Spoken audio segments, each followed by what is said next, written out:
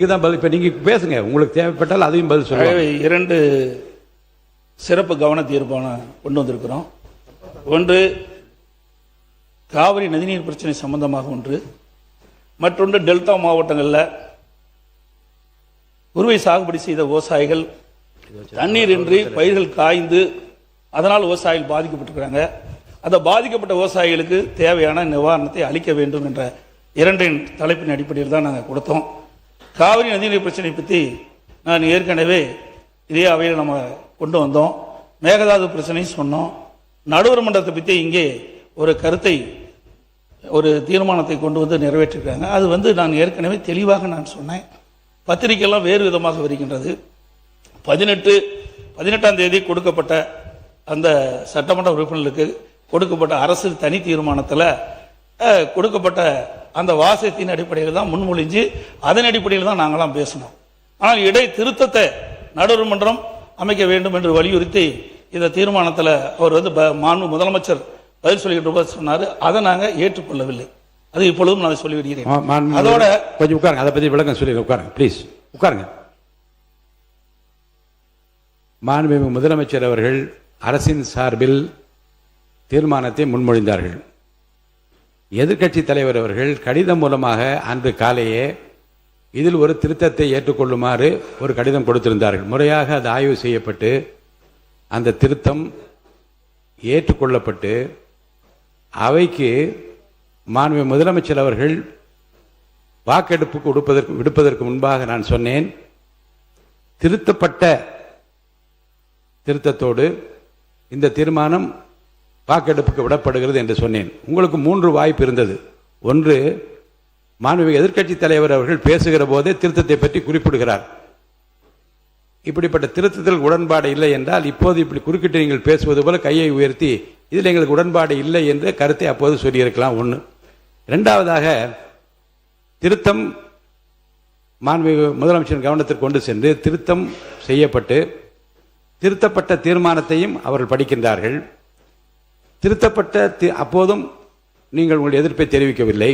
மாண்புமிகு முதலமைச்சர் அவர்கள் தீர்மானத்தை வாக்கெடுப்புக்கு விடுகிற போது நான் சொல்லுகிறேன், இந்த தீர்மானம் அரசின் தீர்மானம் திருத்தங்களுடன் வாக்கெடுப்புக்கு விடப்படுகிறது, ஏற்போர் ஆமன்க என்று சொல்லுகிற போது அனைவரும் ஏக மனதாக மகிழ்ச்சியாக அதை நீங்கள் ஆதரித்தீர்கள். அவையில் நடந்தது எல்லாமே குறிப்பில் இருக்கிறது. அப்போதும் எதிர்ப்பு தெரிவிக்கவில்லை. தீர்மானம் ஏக மனதாக நிறைவேறியது என்று அப்போதும் நான் ஒரு வார்த்தை சொன்னேன். வெளி மாநிலங்கள் எல்லாம் ஒற்றுமையாக இருக்கின்றார்களே என்று சொல்லுகிற நீங்கள் இந்த பிரச்சனையில் ஒற்றுமையாக இருக்க வேண்டும் என்பதும் அப்படி இருப்பதும் மகிழ்ச்சியாக இருக்கிறது என்பது கூட குறிப்பில் இருக்கிறது. ஆக 3 இடங்களிலும் உங்கள் எதிர்ப்பை தெரிவிக்காத நீங்கள் இப்போதும் அதை பற்றி பேசுவதற்கு நான் அனுமதிக்க மாட்டேன். ஏனால் ஏற்கனவே ஏக மனதாக ஒரு தீர்மானம் நிறைவேற்றப்பட்டிருக்கு, அதை பற்றி பேச வேண்டாம். அடுத்த கருத்து, இப்போது நீங்கள் கொடுத்திருக்கிற 55 விதியின் கீழ் கொடுத்திருக்கிற கவன ஈர்ப்பு தீர்மானத்தை மட்டும் பேசுங்கள். நான்கு பேரவைத் தலைவர்களே, அனைத்து இந்திய அண்ணா திராவிட முன்னேற்ற கழக கட்சி மட்டுமில்ல, தமிழகத்திற்கின்ற பல்வேறு அரசியல் கட்சி தலைவர்களும், குறிப்பா தமிழக வெற்றி கழக ஆட்சி இடம்பெற்றிருக்கின்ற அந்த கட்சியினுடைய தலைவர்கள் கூட குறிப்பிட்டிருக்கின்றார்கள். இன்றைக்கு கர்நாடகத்தில் எப்படி முதலமைச்சர் தலைமையில் அனைத்து கட்சி தலைவர் கூட்டம் கூட்டப்பட்டதோ அதே போல தமிழகத்திலும் அனைத்து கட்சி தலைவர் கூட்டத்தை கூட்டி அவருடைய கருத்துக்களை கேட்க வேண்டும். அதோட இதற்கு முந்தி இருந்த அரசாங்கம், அனைத்து இந்திய அண்ணா திராவிட முன்னேற்ற கழக அரசாங்கம் சரி அல்லது மற்ற அரசாங்கம் இருக்கின்ற பொழுது, உணர்வுபூர்வமான பிரச்சனை வருகின்ற பொழுது, காவிரி பிரச்சனை வருகின்ற பொழுது அதை ஒரு சுமூகமாக தீர்க்க வேண்டும் என்ற அடிப்படையில் விவசாயிகளுடைய பிரதிநிதிகளுடைய டெல்டா மாவட்ட விவசாயிகளுடைய பிரதிநிதிகளையும் அழைத்து அவருடைய கருத்துக்களையும் கேட்டு இந்த கருத்துக்களை எல்லாம் சட்டவர்களோடு கலந்து ஆலோசித்து பிறகு அதற்கு ஒரு அரசு ஒரு தீர்வு காண வேண்டும். இதுதான் கடந்த காலத்தில் இருந்த வரலாறு. அது மட்டுமல்ல, இன்றைக்கு கர்நாடக அரசு ஒவ்வொரு ஆண்டும் தண்ணீர் நம்முடைய தமிழகத்திற்கு தண்ணீர் கிடைக்கின்ற பொழுது போராடி வாதாடி தான் தண்ணீரை பெற வேண்டிய ஒரு நிலை இருந்து கொண்டிருக்கின்றது. இந்த ஆண்டு கர்நாடக அணையிலே போதிய தண்ணீர் இருந்தும் தண்ணீர் திறக்க மறுக்கப்பட்டது.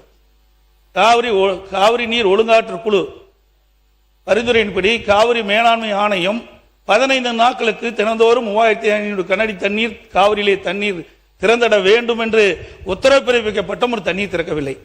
ஆக அப்படி தண்ணீர் திறக்கப்பட்டிருந்தால் உரித்த காலத்திலே டெல்டா மாவட்டத்தில் இருக்கிற விவசாயிகள் குறுவை சாகுபடி செய்திருப்பார்கள். ஆனால் கர்நாடக அரசு தண்ணீர் கொடுக்க மறுத்துவிட்டது. இப்பொழுது கபினி அணை நிரம்பி விட்டது, கிருஷ்ணராஜசேகர் அணை நிரம்பி விட்டது, ஹாரங்கி அணை நிரம்பி விட்டது. கர்நாடகத்தில் இருக்கின்ற அணைகள்லாம் நிரம்பி உபரி நீர் தான் வந்து கொண்டிருக்கின்றது. ஏற்கனவே ஒவ்வொரு ஆண்டும் டெல்டா மாவட்டத்தில் இருக்கின்ற விவசாயிகள் குறுவை சாகுபடி செய்வார்கள். அதே போல இந்த ஆண்டும் கிணற்று தண்ணீரை நம்பி அவர்கள் டெல்டா மாவட்ட விவசாயிகள் பயிர் நடவு செய்தார்கள். தண்ணீர் பற்றாத காரணத்தினால் சுமார் 2 லட்சம் ஏக்கர் பயிர் செய்தார்கள். அதில் 1 லட்சம் ஏக்கர் தண்ணீர் இல்லாமல் வறண்டு காய்ந்து சேதமடைந்து விட்டது. அப்படி சேதமடைந்த விவசாயிகளுக்கு இந்த அரசு உரிய அதிகாரிகளை அனுப்பி கணக்கிட்டு பாதிக்கப்பட்ட விவசாயிகளுக்கு உரிய நிவாரணம் அளிக்க வேண்டும் என்று கேட்டு அமர்கின்றேன்.